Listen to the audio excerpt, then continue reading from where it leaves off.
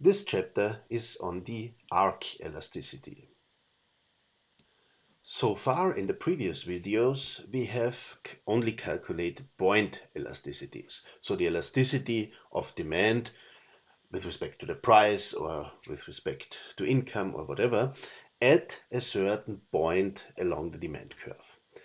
Of course, this is nice and allows us to assess the local effects of a certain variable on the changes in the variable that we are considering on demand of a variable, for example, if the price changes.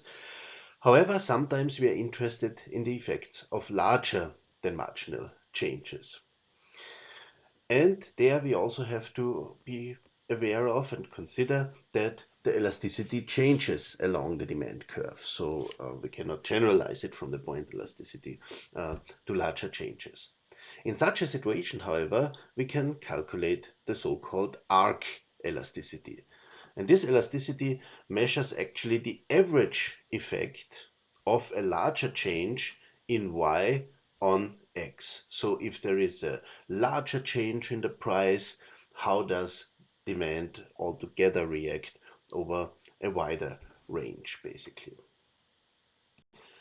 From a mathematical perspective, we would calculate the elasticity of x with respect to y. So x would be again the demand and y could be the price, it could be income or whatever, where we have now the change in x evaluated at the average level of x divided by the change in y evaluated at the average y. So this could be the change in the quantity with respect to a larger change in the price, and this would be evaluated at the average quantity and the average price before the change. So that would mean that delta x is x2 minus x1, where x2 is after the price change or after the change in the variable y generally, and x1 is before the change.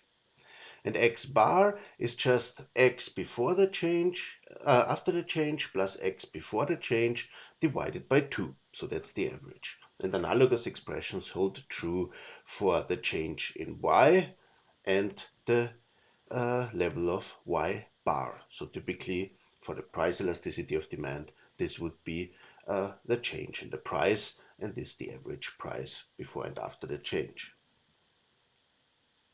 Let's look at this from a graphical perspective. Now we plot the price on the vertical axis and the quantity on the horizontal axis, and we assume that we have a linear demand curve where demand is a function of the price and it is downward sloping.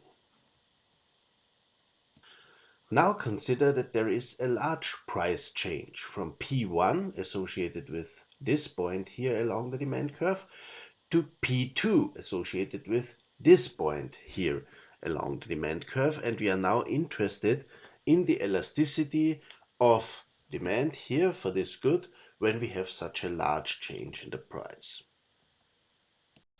Of course, if we have such a price change, then the quantity will also change, and as long as we do not talk about given goods, it means that if the price decreases from P1 to P2, the quantity will increase from Q1 to Q2.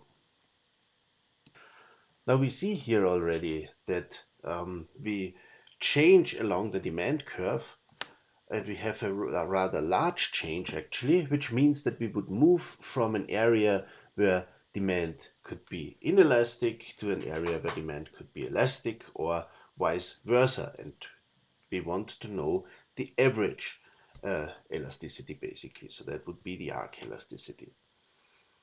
So what do we do now according to the calculations that we talked about before mathematically? So we calculate the mean of the price change. So that's the mean between P1 minus P2 in the middle. And here we calculate the mean of the quantity change. So that's from Q1 to Q2. So half would be here. And then we would end up at a point, basically, exactly between the 2 points, the initial point and the point at which we end up.